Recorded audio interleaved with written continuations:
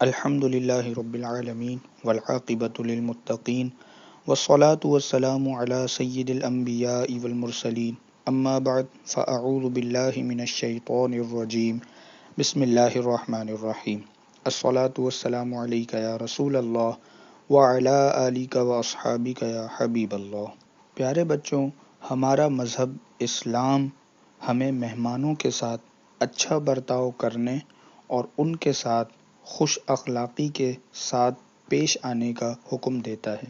ہمارے پیارے نبی صلی اللہ تعالی علیہ وآلہ وسلم نے ارشاد فرمایا، جو اللہ تبارک و تعالی اور آخرت پر ایمان رکھتا ہے اسے چاہیے کہ مہمان کی خاطر تواضع کرے۔ ایک اچھے مسلمان کی حیثیت سے ہمیں اپنے مہمانوں کے ساتھ اچھا برتاؤ کرنا چاہیے اور مہمانوں کے ساتھ پیش آنے کے لیے جن آداب کو ہمارے دین نے ہم پر ضروری قرار دیا ہے ان کا خیال رکھنا چاہیے۔ ان میں سے چند ایک یہ ہیں کہ جب مہمان آپ کے گھر آئیں تو انہیں دیکھ کر خوشی کا اظہار کریں اور اپنے چہرے پر ہرگز ناگواری نہ لائیں۔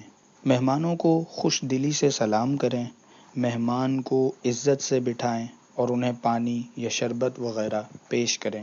مہمان سے ان کی اور ان کے گھر والوں کی خیریت معلوم کریں۔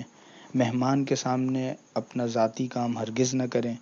مہمان کو اکیلا نہ چھوڑیں بلکہ کوشش کریں کہ گھر کے دوسرے افراد بھی آپ کے ساتھ مہمان کے پاس بیٹھیں۔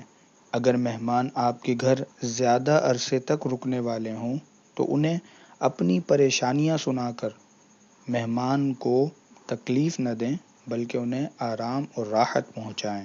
مہمان کو چھوڑنے کے لیے بس اسٹاپ، اسٹیشن یا ریلوے یا ایئرپورٹ ضرور جائیں اور جب وہ اپنے گھر پہنچ جائیں تو ان کی خیریت معلوم کریں۔ یہ چند ایک آداب ہیں کہ جن کے ذریعے ہم اپنے مہمانوں کا خیال رکھ سکتے ہیں۔ اللہ تبارک و تعالی ہمیں ان باتوں پر عمل کرنے کی توفیق عطا فرمائے۔ آمین بجاہ النبی الامین وآخر دعوانا ان الحمد للہ رب العالمین۔